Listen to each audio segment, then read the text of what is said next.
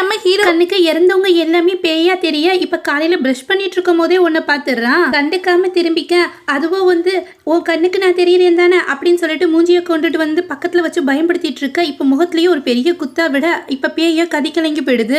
என்ன விட்டு அப்படின்னு சொல்லிட்டு அதை கெஞ்சுற அளவுக்கு ஆளு அந்த அளவுக்கு காண்டாகி போய் கிடக்கான். உள்ள ஒர்க் எல்லாம் முடிச்சுட்டு லேப் வழியா வர அந்த இடத்துல ஒரு பொண்ணோட ஆவிய பாக்குறான். இது எந்த அளவுக்கு கொடூரமா இருக்க போதோ அப்படின்னு சொல்லி பயப்பட அவளை வந்து ரொம்ப கியூட்டா இருக்கா. இருந்தாலும் பேய் தானே சீப்போ அப்படின்னு சொல்லி விரட்டி விட அதுவும் வந்து யாருமே இல்லடா கைய வைக்கிற அப்படின்னு சொல்லிட்டு அவன் முகம் ஃபுல்லா பஞ்ச் பண்ணி அமுச்சு விட்டுடுது. இதுல காண்டாகி போனவன் மறுநாள் வந்து நேத்து நான் சிங்கிளா இருந்தனால தானே என்ன போட்டு அடிச்சுட்டேன், இன்னைக்கு ஆயுதத்தோட கிளம்பி இறங்கிருக்கேன், மோதி பார்க்கலாமா அப்படின்னு சொல்லிட்டு கூப்பிட அவளுக்கும் கராத்தே எல்லாம் தெரியும் போல. கோவை சர்லா மாதிரி பறந்து வந்து அவன் வயிற்றுலயே ஒரு குத்து விட இப்ப அவனும் பயந்து போயிடுறான்.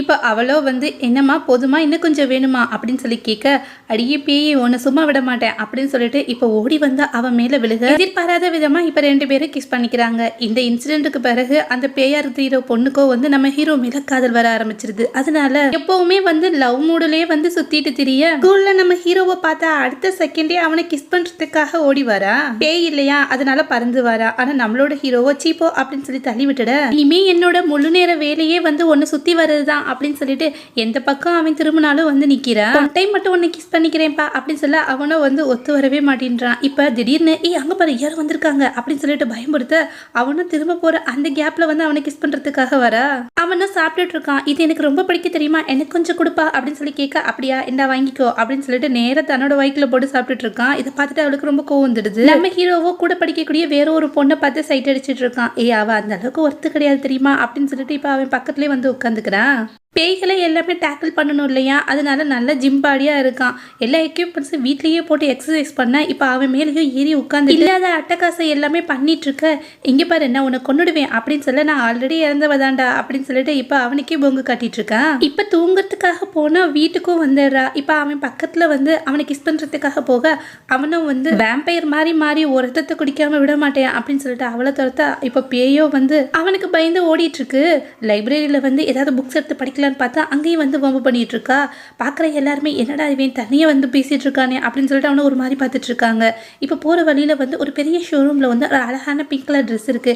இந்த ட்ரெஸ் எனக்கு எப்படி இருக்கு அப்படின்னு சொல்லி கேட்க அதுல வந்து நம்மளோட பேய் பொண்ணை பார்த்த உடனே நம்ம ஹீரோ அப்படியே வந்து அசந்து போயிடுறான். பேயா தெரியும் போது உனக்கு எதுக்கு இந்த வேலையெல்லாம் அப்படின்னு சொல்லிட்டு போக மறுபடியும் நம்ம ஹீரோ பக்கத்துலேயே வந்து நைட்டு படுத்துக்கிறா. இப்போ அவளுக்கு குளிருது, ஆவிக்கெல்லாம் குளிரும் போல இருக்கு.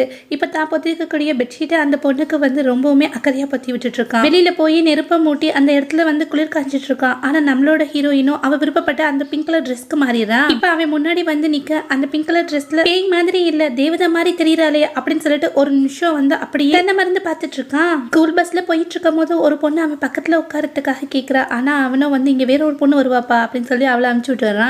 அவ்வளவுதான் பக்கத்துல உட்கார்ந்து இருக்கக்கூடிய நம்மளோட ஹீரோயினுக்கும் வந்து சந்தோஷம் தாங்க முடியல. இப்ப நைட்டு தூங்கும் போது பயத்துல வந்து ஏதோ உளறிட்டு இருக்கான். அவளோ வந்து அவனோட கையை தொட்டு பார்க்கும்போது சின்ன வயசுல இருந்தே வந்து பேங்க எல்லாமே அவனோட கண்ணுக்கு தெரியும் இல்லையா, அதனால வந்து ரொம்பவுமே பயந்து போய் அழுதுகிட்டே இருப்பான் எப்ப பார்த்தாலும். இதனாலேயே ஃப்ரெண்ட்ஸ் எல்லாம் யாருமே அவனுக்கு அவ்வளவா இருக்க மாட்டாங்க. இதெல்லாம் நினைச்சு அவன் மேல ரொம்பவுமே பரிதாபப்படுறா.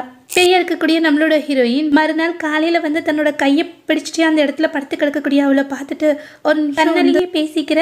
இப்ப 2 பேருமே கையை எடுத்துட்டு அந்த இடத்துல இருந்து நம்மளோட ஹீரோயின் வந்து ஓடி போயிடுறா. இப்ப 2 பேருமே ஒரு விளையாட்டு விளையாண்டுட்டு ஒவ்வொரு தடவையும் வந்து நம்மளோட ஹீரோயின் வந்து வின் பண்ணதுக்கு பிறகு ஒவ்வொரு படிக்கட்டா மேலே ஏறி போயிட்டே இருக்கா.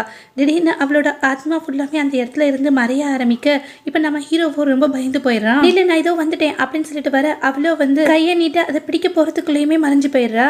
இப்ப பார்த்தோன்னா இன்னொரு இடத்துல அவ திரும்பவும் வரா. இப்ப அவளை பார்த்த உடனே ஓடி போய் வந்து அவளை கட்டி பிடிச்சுக்கிறான். இப்பதான் முதல் முறையா காதலிக்கிறோம் அப்படின்ற உண்மையே அவனுக்கு புரிய வருது. இப்ப 2 பேருமே ரொம்ப ஃபீல் பண்ணிக்க அப்புறம் என்ன காதல் வந்தாச்சு இல்லையா, 2 பேரும் சேர்ந்து தியேட்டருக்கு சினிமா பார்க்கறதுக்காக போறாங்க. 2 டிக்கெட் கொடுங்க அப்படின்னு சொல்லி கேட்க இன்னொரு டிக்கெட் யாருக்கு அப்படின்னு சொன்னோடனே அப்புறம் தான் அவனுக்கு புரியவே வருது நம்ம ஆள் யார் கண்ணுக்கு தெரிய மாட்டா அப்படின்னு சொல்லிட்டு முன்னாடி படம் பார்த்துட்டு இருக்க எல்லாருமே இவனும் ஒரு மாதிரி பார்த்துட்டு இருக்காங்க. ஹோட்டல் ரெஸ்டாரண்ட்டுக்கு போனா அங்கேயும் எல்லாரும் ஒரு மாதிரி பாக்குறாங்க. ரோட்ல நடந்து போனோம்னு வச்சுக்கோங்களேன், அங்க இருக்கக்கூடிய இருக்கக்கூடியவங்களும் இவனை டிஃப்ரெண்டாக பார்க்க இது எல்லாமே வந்து நம்மளோட ஹீரோயினுக்கு ரொம்பவுமே கஷ்டமாக இருக்குது, கஷ்டத்தை ஏற்படுத்துது. காரணம் எல்லாருமே இவனை வந்து ஏதோ ஒரு பைத்தியம் மாதிரி பார்க்கறத நினச்சி ரொம்ப கில்ட்டியாக ஃபீல் பண்ணுறா. ஒருவேளை நம்ம இல்லைன்னு வச்சுக்கோங்களேன், இவன் நார்மலான லைஃப் வாழுவான், நம்ம இருக்கிறதுனால தான் நம்மளோட சேர்ந்து இப்படி சுற்றிட்டு திரியிறான் அப்படின்னு சொல்லிட்டு ஃபீல் பண்ண இனிமேல் இவன் கூட இருக்கக்கூடாது அப்படின்னு சொல்லி முடிவு பண்ணிட்டு அவன் வந்து கூல்ட்ரிங்க்ஸ் வாங்குறதுக்காக வெளியில் போகிறான். அந்த கேப்பில் வந்து அங்கேருந்து மறைஞ்சிருவா. அவன் திரும்பி வந்து பார்க்கும்போது அந்த இடத்துல அவன் இருக்க மாட்டா. அவனும் வந்து எல்லா இடங்கள்லையுமே தேடி பார்க்குறான். ரெண்டு பேருமே ஒருத்தவங்க பார்த்துக்காம ரொம்ப ஃபீல் பண்ண இப்போ சிக்னலில் நின்றுட்டு இருக்க நம்மளோட ஹீரோயினுக்கோ பழைய ஞாபகங்கள் எல்லாமே வருது. தனக்கு கார் ஆக்சிடென்ட் ஆனதையும் ஹாஸ்பிட்டலில் போய் அட்மிட் ஆனதையும் அந்த பொண்ணு நினச்சி பார்க்க இப்போ நேராக வந்து அந்த ஹாஸ்பிட்டலுக்கு போகிறா. ரொம்ப கிரிட்டிக்கலான ஸ்டேஜில் உயிருக்காக போராடிட்டு இருக்கா. அதனால தான் அவளோட ஆத்மா வந்து வெளியில் சுற்றிட்டு இருக்கு அப்படின்றத புரிஞ்சுக்கிறா. இந்த விஷயத்த வந்து சொல்கிறதுக்காக தான் லவ் பண்ணுற அந்த பையனை தேடி ஓட அவனும் வந்து அவள் இல்லாமல் வாழ்க்கையை வெறுத்து போயிடுறான். இப்போ நேராக வந்து அவனை ஹக் பண்ணிக்க அதே நேரத்தில் ஹாஸ்பிட்டலில் வந்து அவளோட ஹார்ட் ரேட் வந்து கொஞ்சம் கொஞ்சமாக குறைய ஆரம்பிக்குது. அதனால அதை மறுபடியும் கொண்டு வரதுக்காக டாக்டர்ஸ் எல்லாமே ட்ரை பண்ணிட்டு இருக்காங்க. அவள் அங்கேருந்து போகிறதுக்கு முன்னாடி தான் லவ் பண்ணுற பையன் கிட்ட வந்து ஹாஸ்பிட்டலோட நேமை சொல்லிட்டு அங்கேருந்து மறைஞ்சு மறுபடியும் அந்த பொண்ணோட ஆத்மா அவள் உடம்புக்குள்ளேயே போயிட்டு இப்போ கண்ணை திறந்து பார்க்குறான். ஆனால் இங்கே அவனும் வந்து ரொம்ப ஃபீல் பண்ணிட்டே தான் லவ் பண்ணக்கூடிய அந்த பொண்ணை தேடி போக இவ்வளோ நாளாக பேயா சுற்றிட்டு இருந்தவளை ரியல் லைஃப்பில் பார்த்தா சும்மா அவனால் வந்து அழகையை கண்ட்ரோல் பண்ணவே முடியல. ஆனால் அவளுக்கும் இவன் யார் அப்படின்றதே தெரியல. இனி ஹீரோயினோட அத்தியாயம் முடிஞ்சு போச்சு. இப்போ ஹீரோ வந்து அவளை சுற்றி வரக்கூடிய அந்த பகுதி வந்து ஸ்டார்ட் ஆயிடுச்சு. ஒரு குழந்தை போல தன்னை சுற்றி வந்து அந்த பொண்ணுக்கு எல்லா ஹெல்ப்பும் பண்ணிக்கிட்டு அந்த பொண்ணையே சுற்றி வந்துட்டு இருக்கான். இப்போ அவளோ வந்து ஆக்சிடென்ட் ஆனனால நடக்கிறதுக்கு கொஞ்சம் ட்ரை பண்ணிட்டு இருக்குப்பா. இதனால எதிர்பாராத விதமாக அவன் மேலே விழுந்துற மறுபடியும் ரெண்டு பேரும் கிஸ் பண்ணிக்கிறாங்க.